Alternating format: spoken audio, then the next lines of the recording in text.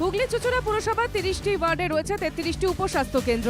উপস্বাস্থ্য কেন্দ্রগুলিকে আরো অত্যাধুনিক করে সুস্বাস্থ্য কেন্দ্র হিসেবে গড়ে তোলা হচ্ছে। প্রথম পর্যায়ে 33টির মধ্যে 15টি উপস্বাস্থ্য কেন্দ্রকে সুস্বাস্থ্য কেন্দ্রে পরিণত করার কাজ চলছে, যার মধ্যে পুরোপুরি তৈরি হয়ে গিয়েছে 5টি সুস্বাস্থ্য কেন্দ্র। সেখানে পৌঁছে গিয়েছে চিকিৎসার সরঞ্জামও, কিন্তু আজ পর্যন্ত সেই সমস্ত সুস্বাস্থ্য কেন্দ্রগুলির দরজা খুলল না। এটা এখন খুলছে না তো। মানে কোনো সময় খোলেনি? এমনি অফিস খোলা আছে, কিন্তু এমনি হেলথ আছে, মেশিনপত্র সব এসে গেছে, কিন্তু এখন তো খোলেনি। কোনো রোগী ফোগী দেখা হচ্ছে না? না। এটা কি হলে ভালো হয় খুললে আপনাদের? হ্যাঁ, খুললে তো ভালোই হয়। তৈরি হয়ে গেলেও প্রায় বছর খানেক ধরে বন্ধ হয়ে পড়ে রয়েছে সুস্বাস্থ্য কেন্দ্রগুলি। স্বাভাবিকভাবেই সুস্বাস্থ্য কেন্দ্রের বিল্ডিংয়ের গায়ে জমেছে ধুলোর আস্তরণ, এলাকায় ভরে গিয়েছে বন জঙ্গলে।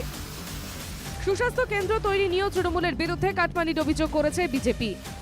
এই রাজ্য সরকারের আমলে যেভাবে শুধুমাত্র লুটপাট এবং একটা বিল্ডিং খাড়া করলে সেখান থেকে কাটমানি আসবে, আর সেই কাটমানিটা নেওয়ার জন্য সেই বিল্ডিংগুলো তৈরি হচ্ছে, দেখানোর জন্য কিছু কাজ হচ্ছে, কিন্তু কাজের কাজ মানুষের উপকারে কিচ্ছু লাগছে না।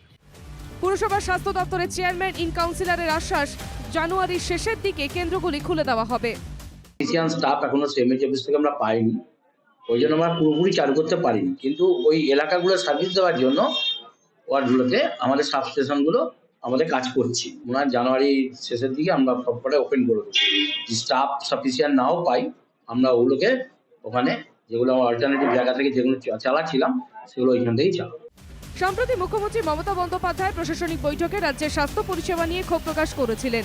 তারপরই জেলায় জেলায় সক্রিয় হয়েছে স্বাস্থ্য দপ্তর। হুগলি চুঁচুড়া পুরসভার বাসিন্দারা চাইছেন দ্রুত এই সমস্ত নতুন সুস্বাস্থ্য কেন্দ্রগুলি দরজা খোলা হোক।